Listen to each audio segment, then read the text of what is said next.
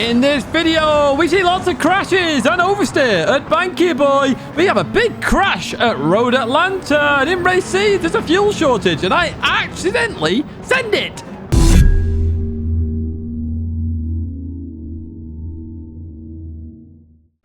Hello everyone, and welcome back to the Gran Turismo weekly race guide here in 2023. And tuners, rejoice! You can now have a race where you can tune a car. We are racing the Toyota Corolla in the background, and yes, that has been tuned a little bit.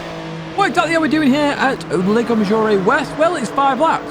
It's a grid start with a false start check, 4 soft tyres, and 600 pp. That's what you got to play with there, folks. 600 pp. Now, I'm not the best tuner in the world. I will show you a setup at the end, which is based on Inferno Fox. So make sure you check out Inferno Fox's Twitter in the description, because he posted it there, and I've just tweaked it a teeny tiny bit.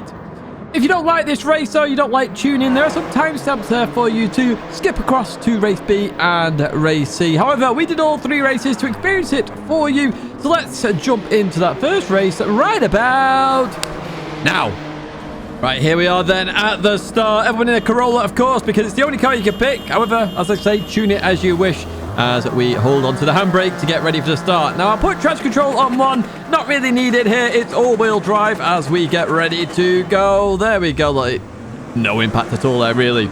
The D-Ball, unfortunately, looking like his engine has been, well, it looks like he's in a Yaris rather than a Corolla there. Going all the way backwards as we head in towards turn number 1. A bit of contact up ahead. Now, with this car being at 600 pp, sometimes you'll have tunes which are very quick in a straight line and terrible on the brakes. Others will be amazing on the brakes and terrible in a straight line.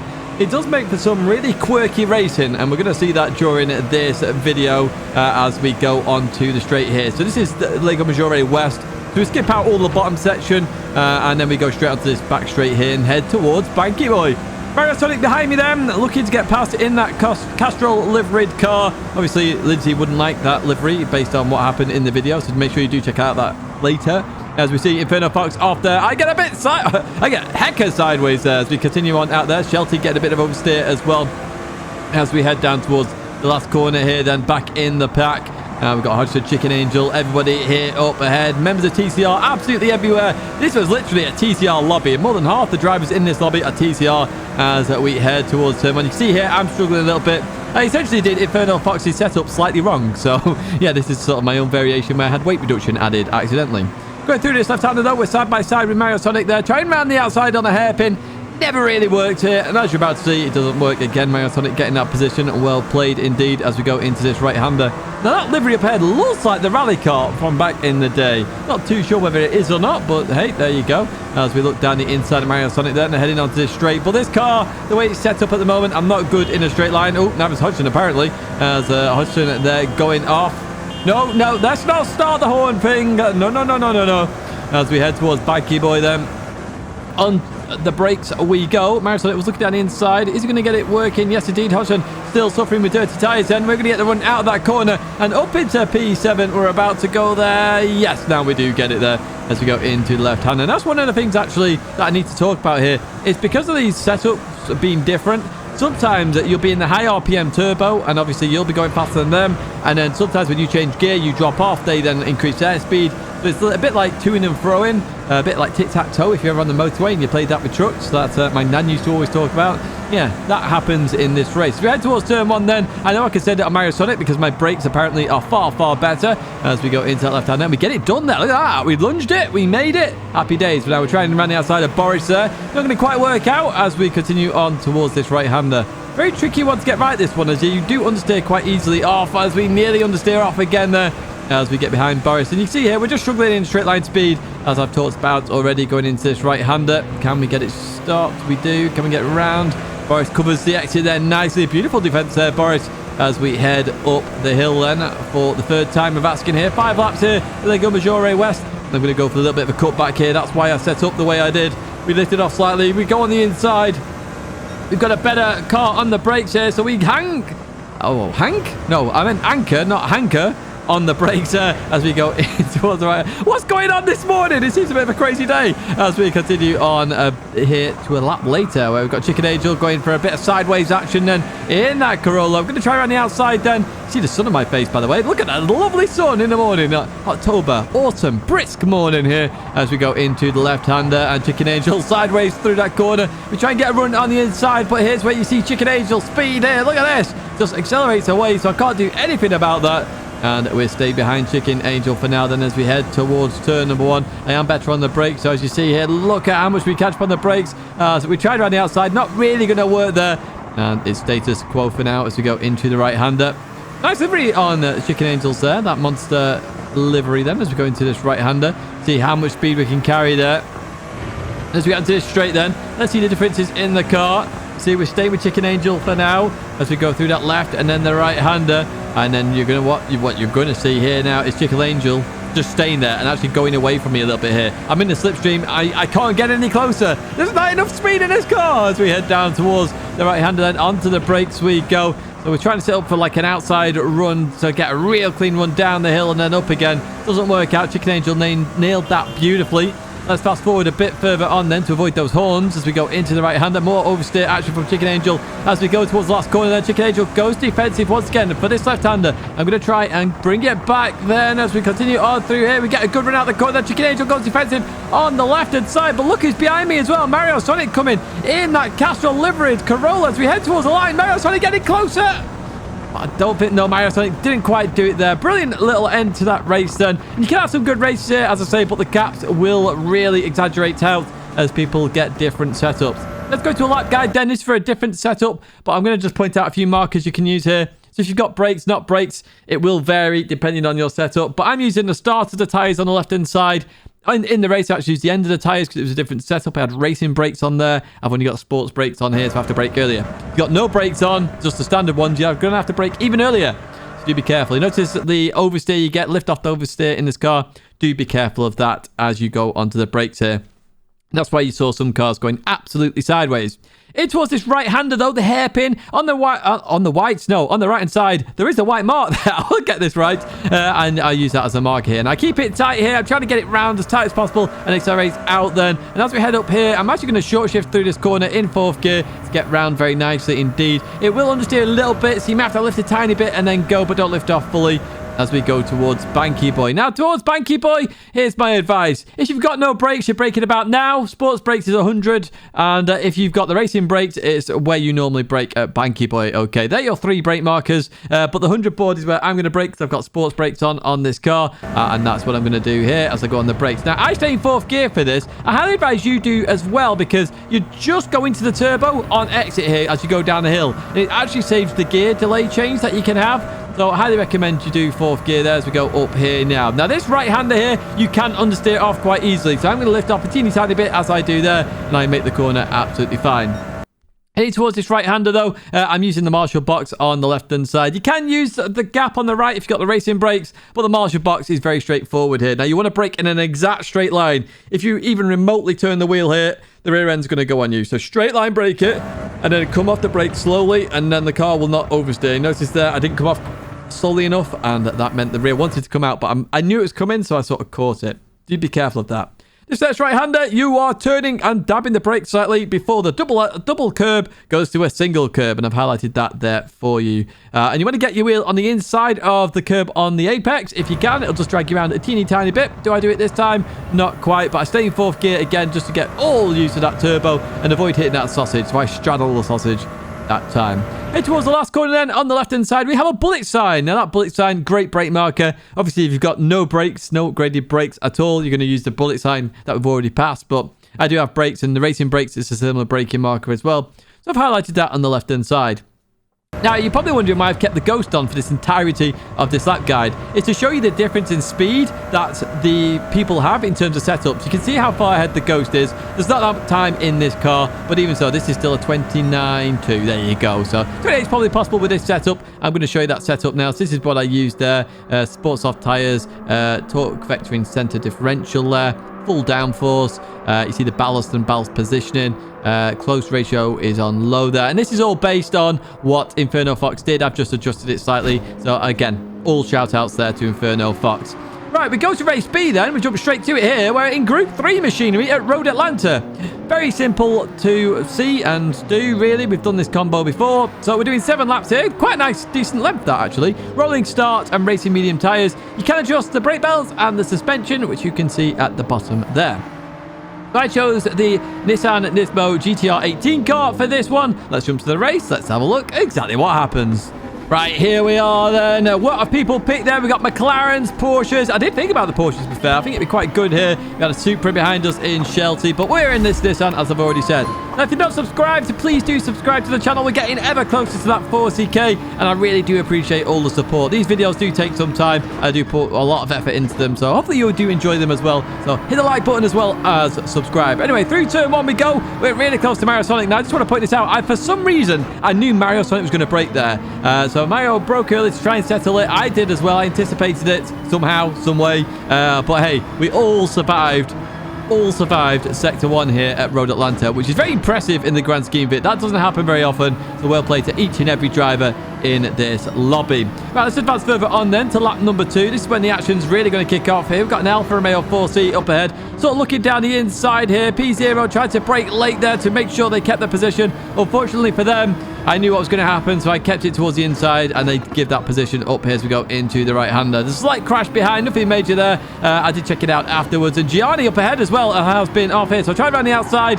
Not really going to work. Gianni did give me room, to be fair, but not really going to happen. I have to fall in behind, unfortunately. Gianni does have dirt on their tyres, though, and they run wide, which means even more dirt. It also means... what does it mean, folks? Yes, it's a 0.5 second penalty. There we go, as that gets applied to that Porsche then, as we head towards the next right-hander. And it's going to slow it down nicely. Gianni doing very well with dirty tyres there. It's very easy to go wide there. And Gianni's actually going to go towards that right-hand side. So what we're going to do is overtake Gianni and actually fast forward a little bit here, because what's going to happen next is, if you look up ahead here, we've got all sorts of carnage happening. There's a big old crash there. Hodge has gone round. Another Porsche is off there. So that's 2 places. Zorkin here is going a bit slow there, trying to recuperate as well. We're going to go down the inside of Zorkin then to gain another place here. We can't quite get P13 Black for now as we go through this right-hander. Unfortunately, though, P13 Black goes off. Yes, we are actually going to get that position as we go down the inside. Give them plenty of room to come back on here. We slow it down nicely. Up into P8 then. Big old crash that. We'll have a look at that one in the bloopers, which of course will be at the end of the video. And timestamp is also below as well. So we catch up to P7 here, who's got dirt on their tyres, and they're going to go way too deep. I said that's why Gianni did really well earlier on. That Nissan not so much there as we go into P7. We advance then to lap number 4, where we catch up to Robomax here in the Mazda RX Vision concept here. And we're going to look down the right-hand side. Now, I've not done a Beat the Meta in that car yet, so if you want to see it, do Beat the Meta. Let me know in the comments. Or if it's a different car you want to see, remember, do check out those Beat the Meta series. I do list all the cars we have tried it in there before. So we're going to try around the outside here at the chicane. Going into here, there's a slight contact between both of us there. Nothing really in that, to be honest with you. I'll look at the bloopers just to be sure, but again, I was on the outside. They're on the inside. Just a small tag there between the 2 cars. Through the right-hander we go then, and Robomax keeping at P6 for now as we head up to the top of the hill, slowing it down nicely, trying to clip the curb there and continue on through.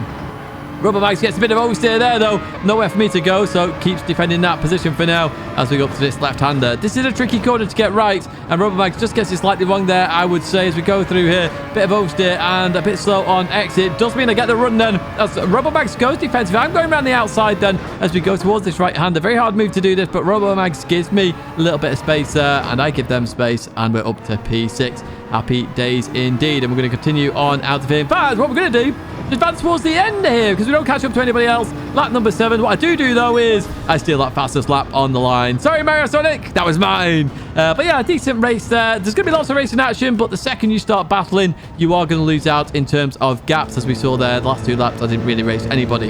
How do you do this then? So heading towards turn 1, you got the orange painted barrier on the left-hand side. It's just after that, okay, which is why I've got a wider square there, because you might want to use the gap in the barrier or the van. But essentially, just after that orange painted barrier is when you brake. You normally drop a gear and turn in, and at that moment is when you really want to try and maintain as much speed as possible to really hope that the downforce keeps you on the circuit. That's what you're trying to do here. And as you head up this hill then, you got the Marshall box on the right side. That's sort of your prepare to brake lift if you need to get the right line. And then you've got the pole after it, which I've highlighted. That is your I am braking now marker. Otherwise, you're going off. So remember that marker. Okay, so coming up here, I'm preparing myself, lift off, and then I go hard on the brakes, third gear, clip the curb, accelerate and short shift early here to make sure I maintain a tight line towards the left, because I need to make sure I do not run wide here for this right-hander, and I flat that through. There we go. And what we're looking for here is the curb as it goes straight there.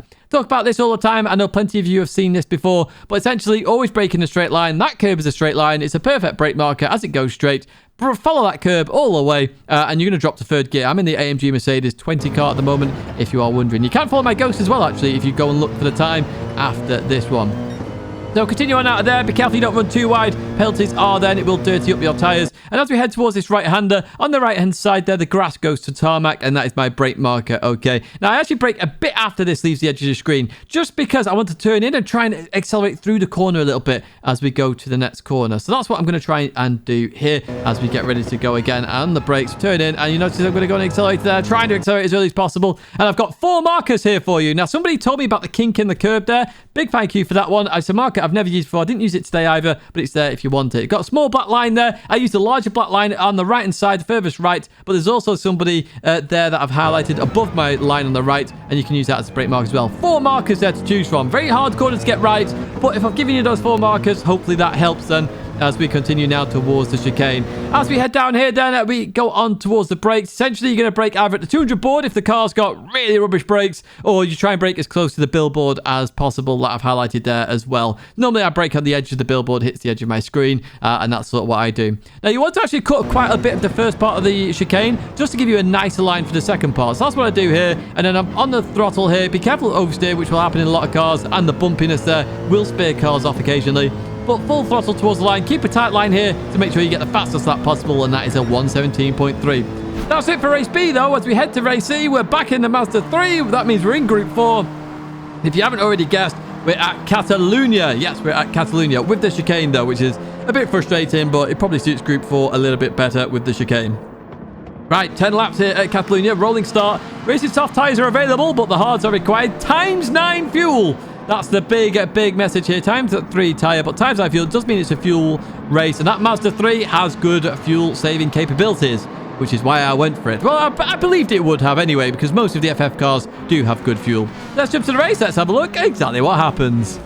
Right then, how many people have picked the Mazda 3? Quite a few then. The Alpha 4C is being chosen there by the Spaniard in P3. We've got Womble in the Jaguar, and we are currently got a little bit of a problem here because it's on automatic. So I let my plumber have a go on this the other day, and I left... I put the settings on automatic. This is the first race I actually did of the day, and as you can see here, we've also got kilometers an hour on.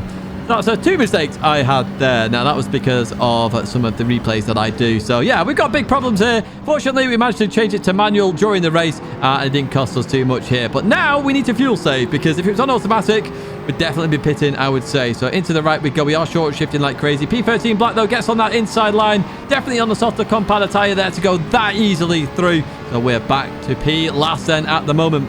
We advance then towards the short left-hander at the end of the back straight here. And I'm going to try my look around the outside of Womble then as we go into here. And that's what I try to do here, but Womble defends that very nicely.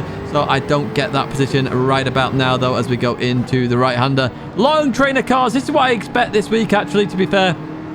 Long trains of cars, but it does mean there's some strategic action going to happen where do you use your fuel to overtake, where do you not use your fuel, where do you save fuel, how much do you save per lap. So you can see I'm extreme short shifting at the moment as I go into this right-hander. Now Womble's going to go in the pits.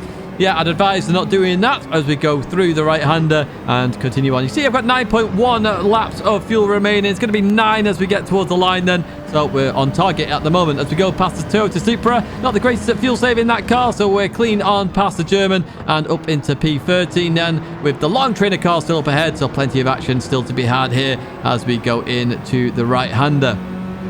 So advancing further on lap 2 then. We're right behind Mario Sonic. I'm sort of looking down on the inside. And as I went into here, actually, I couldn't see my braking marker. And I actually thought I'd overshot it completely here. But no, I nailed it bang on because we're going so much slower with the fuel saving. I nailed it weirdly, which was, yeah, Lucky for me, let's put it that way, because that really could have been nasty. But we got past Sonics. We actually gained a position as well. We're fighting the Spaniard right now in the Alpha 4C, and they get back on past here as we go through the right-hander. Look at this train of cars. But fortunately here, coming into here, everybody just hits the brakes, and everybody just starts hitting each other there. It's nobody's fault there, really, and the Spaniard's going to go in the pits then in the Alfa Romeo, so we gain another place. It's like I get behind somebody at the pit lane, and they decide to go in the pits. But no, I'm not doing that. So remember, you do have to use the hard tyre, so that's what I'm doing. I start on the hard tyre as Gianni there takes a penalty. We'll have a look at what the reason for that was. And the Belgium on the left-hand side here, Boulder Bossy, just let us go there. I mean, that's really good sportsmanship. You don't have to do that, to be honest with you, but really kind. But I will take that up to P8 now we go. So, they didn't rear-end me there as we continue on through that. We've got Ginger up ahead in the McGann Trophy. Shelty's in the Mazda 3 as well. Gianni looks to catch up here, so I can guess that Gianni is on the softer compounder tyre. One thing I would advise you doing is on the warm-up, just quickly going into the lobby and seeing who is on the softs and who is on the hards. It may give you enough intel to know when to let people go and when not to go. Like there, for example, I wasn't defending that from Gianni. Just let Gianni go. I know Gianni's on the softs. I can then overtake them when they go in the pits later for that harder compound of tyre. We advance a bit further on then. We're behind Shelty now. Gianni's advanced further ahead here. And we're actually going to use a bit of fuel here to get past Shelty then. Shelty sees it. Shelty does the strategic decision as well. Lets off, saves some fuel, and fights another day then behind me. So TCR there, P8 and P9 at the moment. We've got TCR in P1, P3 as well. And we actually advance further on there. Where now TCR is P2, 3, and 4, and 5. Yes, we're not in P1 though. Survey is up there at the moment. And behind D-Ball here as we continue on through towards this right-hander. Lap 9 now. And all we've done really is short shift. And we're actually going to short shift a bit less now, essentially. So I'm going to go to a 1/4.5 shift rather than where I was shifting before, where I don't even see the red bar. We're through here though. I do short shift to avoid the understeer. And there we go. Getting off the move down the inside, then sending it down that inside, getting stopped nicely. Beautiful move, I would say so, on D-Ball here as we continue on out. This feels like a proper touring car race now as we are in this long train of cars of TCR drivers here. We're all in Mazda 3s as we go into this left-hander then. Hodgson a bit slow on the exit here then. I'll try and go up the inside with a bit of a run. Doesn't work out. Give them a bit of a bump draft as we head into the right-hander then and continue on. Oh, excuse me, I had a hiccup then. What was that all about as we continue on through here? We're going to advance further on then to the start-finish straight, going to lap number 10. We've been catching Survey very quickly. I think they miscalculated their fuel potentially here as we go on past Hodgson then. So we're up into P2 now, and that is good news for us. But can we catch Survey? Is Survey going to run out of fuel? That is the question. What does the survey say? That is the other question as well. What's that? Family Fortunes? Anyone watch Family Fortunes? No idea. But we advance to the end of the final lap. We don't catch Survey. We do close that gap a little bit. But we come home in P2 with the no stop. One Bull did pit early on. You saw that. And One Bull's there in P6. I actually ran out of soft tyres there at the end on the front left tyre. So I would argue it's a no stop race for you folks. So you're going to have to be strategic on that fuel saving. Heading towards turn 1 though, here's a lap guide for you. You can use the building on the right hand side, which is what I use, or you can use the flag indicator. I use the building. Essentially, as that pointy bit, the edge there, hits the edge of my screen. Guess what I do, folks? Yes, I hit the brakes, as I always do. So yes, that's what I'm going to do here as we drop to 3rd gear. Now, you do potentially want to short shift to 4th gear if you do struggle with a bit of understeer. No harm in short shifting to 4th gear. I stay in 3rd gear because this car does love a good rev as well. Now, as we come through here, I'm looking for that painted orange barrier up ahead, okay? Let me explain this a little bit. That's your accelerating marker. Now, when it hits the center of your screen, you can pretty much guarantee you're going to make the corner.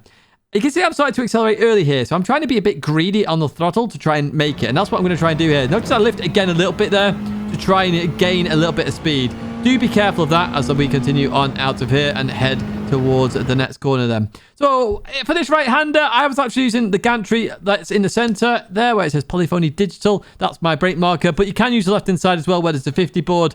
Either of those markers are fine. I try and be the last of the late breakers for this one.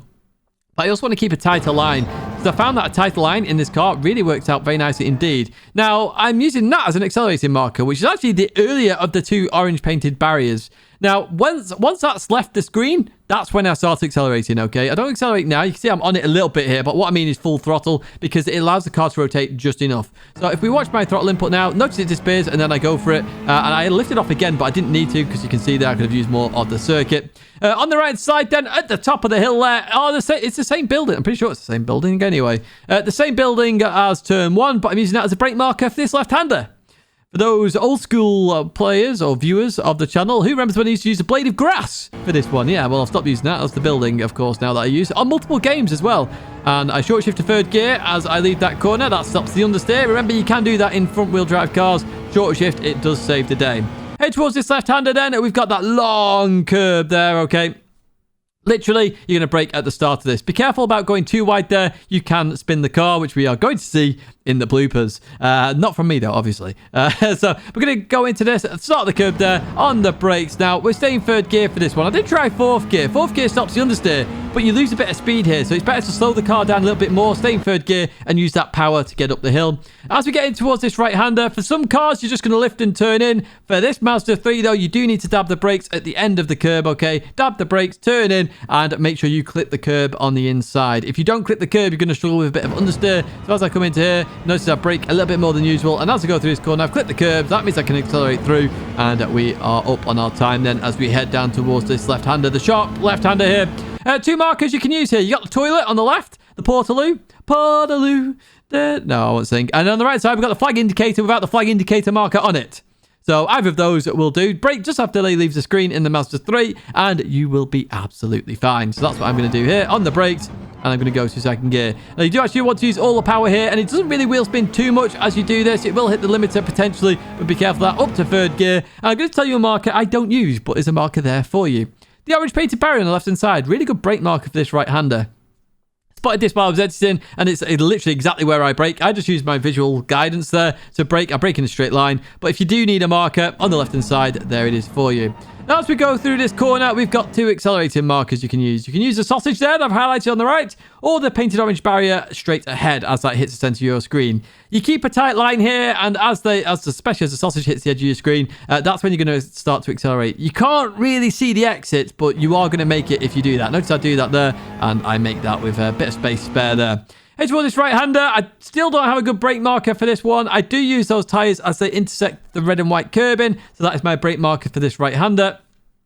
So essentially, as I get to that point, I hit the brakes, I turn in. Now, you can abuse the sausage a little bit. Now, I don't really do it well on this lap, but you can abuse it a little bit, and it'll force you around a little bit more as we go towards that right-hand side. Now, you can use the gantry in terms of the top of it, or the shell on the right-hand side as your brake marker for this final corner. Now, you are going to want to ride the sausage a little bit for the left, okay? And that's just so you can get a really good line for the right-hander, and it will basically increase your time substantially. So I go towards the left-hand side. I don't clip it enough there. To the right, I straddle that sausage right in the middle. And as I continue on through here, we are up on our time. You want to go to fourth gear here to avoid understeer on exits. I'm going to head towards the line where this is going to be a 150.7 for you there. And you can follow my ghost there if you need to. That's it in terms of lap, guys. It's time for the bloopers, and Inferno Fox here is the first one. Notice how the car has really lost their under brakes. That's that weight transfer I talked about in the Corolla. Oh, hello. Somebody else came flying in like a wrecking ball then. Let's have a look at this Belgium. In we go. And yeah, just not getting stopped there at all. Yeah, they just completely missed that. But yeah, Inferno Fox on the brakes. The rear went, and it just went left as we saw. So I'm showing this one. Karma said, my bad during the race. And I was like, if it was your bad, surely you should have waited up. So I thought I'd have a look at it, actually. And going through this right-hander, it definitely wasn't your bad there. It was just side-by-side racing. An unfortunate incident. Fair play, Karma. Just carry on. I mean, you didn't have to apologise for that at all. Now, we did see the crash here going into this braking zone then. And I think everybody just outbroke themselves there between the McLaren and the Nissan. Hodgson managed to avoid everybody there, but it was like 2 into 4 doesn't go. And that's sort of what happened there. So, big racing incident, but Hodgson ended up at the back of that one. It's an incident between me and Robo Mags. In towards the left we go, so I was cleanly alongside there. And as we go into here, it's just a case that it was just ran tight there. So nobody's fault really, that one. Bit of a racing incident. As we continue then to race C, and we've got a big old... Oh, okay, so we got I wondered what the penalty was for. And it was for that punt there, and they're going to get a big old 3 seconds then. That was a mistake, of course. It wasn't a purposeful punt. They just was late on the brakes and hit the Alpha. So we've got yellow flag up ahead. We've got Shelty on the inside, Gianni on the outside here. No real danger to anybody in real life, but oh no, the 3-second penalty still exists for a yellow flag, so kind of frustrating. And what did I say during the guide? Don't go too wide here, and Ginger goes too wide there and goes for a bit of spin in a comfortable P3 at the time. That's going to be it in terms of this video, folks. If you are not subscribed, please do subscribe. Give it a like on the way out if you did enjoy the video. But that's going to be it for me. Now, if you want a laugh, an absolute laugh, you want to cry laughing at a video, check out Lindsay playing Gran Turismo for the very first time. My logo's there if you want to subscribe. But a big thank you for the support, and I hope to see you in another video or live stream again very soon.